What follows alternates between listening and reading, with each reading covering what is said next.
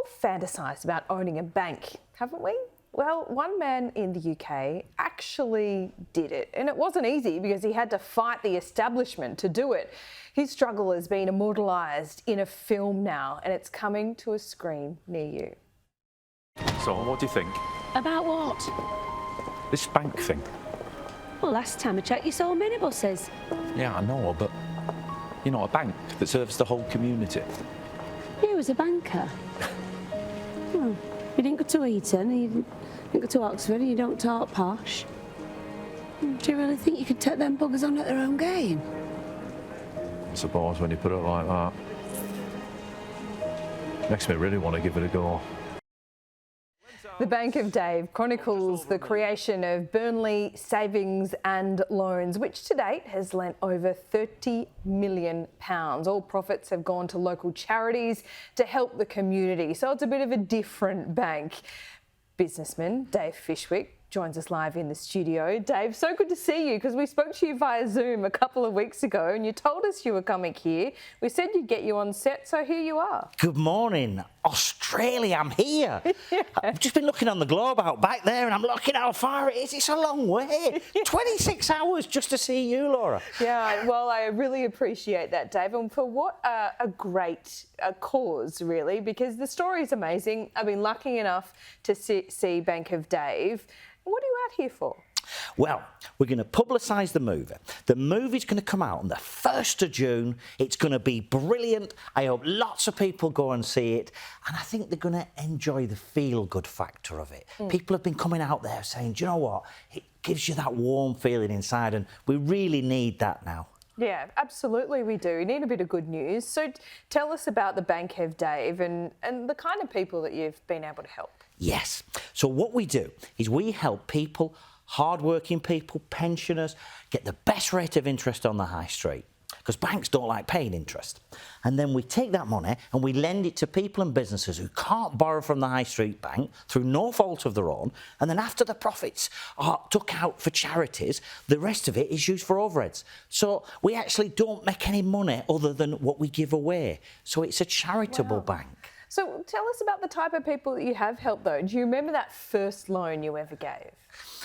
Well, the first loan I gave was Rachel at Garland's Florist. She rang me and she said, Dave, I need your help. She was in tears. I went up there and I got to the florist shop and there's somebody there smashing the front of the shop down. And I'm thinking, what's happening? And she'd got a builder to change the front of the shop. The shop was rotten. And I went in, I said, Laura, I'm sorry. I said, Rachel, what's wrong? And she said, Dave, I'd gone to the Yorkshire Bank. They said they're going to lend me the money. I then got a builder there to knock the front of the shop down. And I said, well, if you got a loan, why am I here?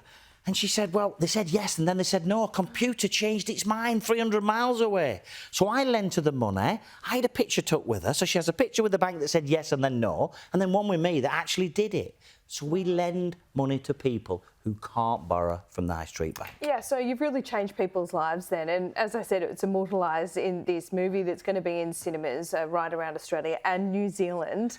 What do you hope? Are you hoping to encourage people to do the same? I mean, because your struggle was pretty hard. You had to really fight the establishment. Would you recommend other people do this? Is it really worth it? I'd love other people to have a go. We need community banks run by the community to benefit the community and not the bonus culture.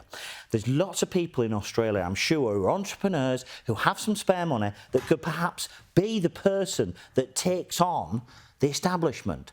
And if anybody's interested, if they ring into your show, I will speak to them. Because if we could get other people in Australia to take charge of their communities, that'd be wonderful. Yeah, right. The Bank of Laura, when are we starting it? I don't know about that. But I like the ring of it.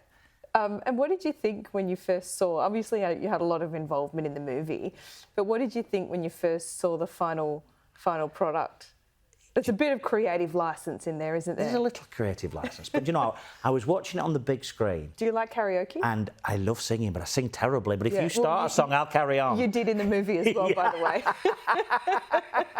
But I do love to sing, and Rory's so good at singing. I mean, he looks more like me than I do. I was watching the clip with you, and I'm thinking, I'm on the screen, but it's out of Bond. And I told him, I said, next time you're in Bond, people are going to be shouting at the telly, Dave's in Bond. Well, it was actually doing my head in because Rory, who is the actor that plays Dave in this movie, he's also the British Prime Minister in the current season of The Diplomats, which is on Netflix at the moment. So it's really doing my head in because I've watched Bank of Dave, followed by The Diplomats, and he's gone from you to the Prime Minister. Well, do you know what? That's a bit of a good change. Prophetic, maybe. People do ask me, they say, are you going into politics, Dave? But do you know what? If I went into politics, I'd have to become half of somebody's party, or I'd have to abide by the rules. And really, I'm just far more interested in getting involved with the community. And not just in finance and banking. I love the idea of energy for the community, where an entrepreneur could perhaps buy a block of energy for a community and then split that discount between everybody in that community. Yeah. Run by the community to benefit. People who rob banks go to prison, but banks who rob people get paid bonuses. That just has to stop. Well, Dave, you're a bit of a celebrity now. You still. I don't know about that. I'm just Dave from Burnley, sells a few buses. Yeah, and you run a bank. Yeah. Has that changed your life personally? I mean, how have you been able to stay so community-minded and stay humble? My wife keeps me very, very grounded, and so does my right-hand man, David H. David H. has been in banking 55 years, the most honest, ethical man on the planet, and he tells me exactly how it is. And my wife, she says to me, I might have been down London meeting Simon Cowell or some big names, and I'll come home and I'll say, oh, I've met so-and-so and so. She'll say, never mind all that nonsense. Do you want corned beef hash or cottage pie for your tea? And it grounds you immediately. Or pick up the milk on your way home. Yeah. Yeah, I get that. 29 years together, she ain't bothered about no celebrity nonsense. I'm sure, Dave. And she's in the movie. Joe Hartley plays her. Oh, yes. How good. Yeah, she's brilliant. Was she happy with that?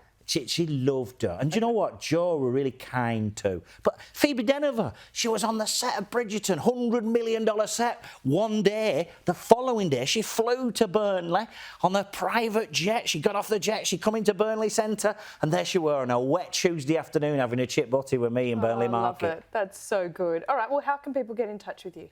They can get in touch on Twitter, @FishwickDavid, or on TikTok, @BankOfDave. Okay. Or they can follow you, and you follow me. That's so right. Together, we could do it together. Well, look, he's telling the truth because that's how I got in contact with Dave, via Twitter. You did. So there you you said, go. Dave, it's Laura. I said, how are you doing? Come to Australia. I said, I'm here. Okay. Well, lovely to see you, Dave, and thanks for making the trip out here. Thank and thanks you for so sitting much. on set. Thank you.